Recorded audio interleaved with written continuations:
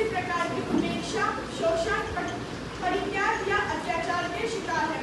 इसका मुख्य उद्देश्य यह है कि ऐसे बच्चों को समाज की मुख्य धारा में पुनः शामिल करना, किशोर अपराधियों के साथ सुधारात्मक, मानवीय और संवेदनशील व्यवहार करना, देखरेख और संरक्षण की आवश्यकता वाले बच्चों को विशेष सुरक्षा देना, बच्चों को उनकी उम्र, समझ और अपराध की गंभीरता के आधार पर न्याय देना। मुख्य प्रावधान: पहला, किशोर की परिभाषा इस अधिनियम के अनुसार 18 वर्ष से कम आयु या का प्रत्येक बालिग व्यक्ति बालक कहलाता है। दूसरा, बालकों की 2 श्रेणियां: पहला, कानूनों के संघर्षरत बालक जो कोई अपराध करता है। दूसरा, देखरेख और संरक्षण की हुए हैं और मैं आपको इसके बारे में जानकारी देना चाहूँगी कि ये कैसे काम करता है और हम इसका कैसे यूज़ ले सकते हैं।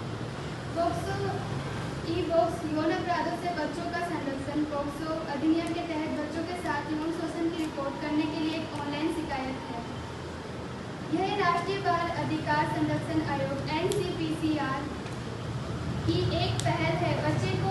बच्चे और माता पिता या कोई भी नागरिक इस ऑनलाइन प्लेटफॉर्म का उपयोग करके बच्चों के खिलाफ यौन अपराधों की सीधे शिकायत दर्ज कर सकते हैं और शिकायतकर्ता की पहचान गोपनीय रखी जाती है।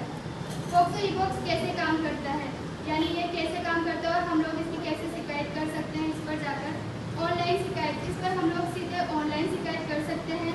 यह बच्चों के खिलाफ यौन शोषण करने के लिए एक ऑनलाइन शिकायत है, यानी हम लोगों को जैसे कि पुलिस स्टेशन जाना होता है, ये सीधा वहाँ पर नहीं जाना।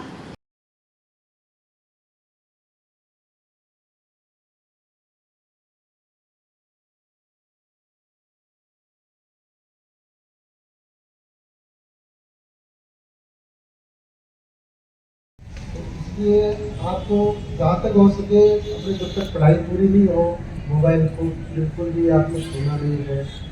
दूसरी बात, कभी किसी प्रकार का अगर फ्रॉड भी हो जाए, कोई अननोन नंबर से अगर कोई फ़ोन आता है, पहली बात तो उसको रिसीव मत करो। रिसीव करो तो वो किसी भी प्रकार की बात आपसे शेयर करता है तो आप उससे बिल्कुल नहीं करना है। OTP पूछते हैं, किसी प्रकार की शेयर नहीं करनी है।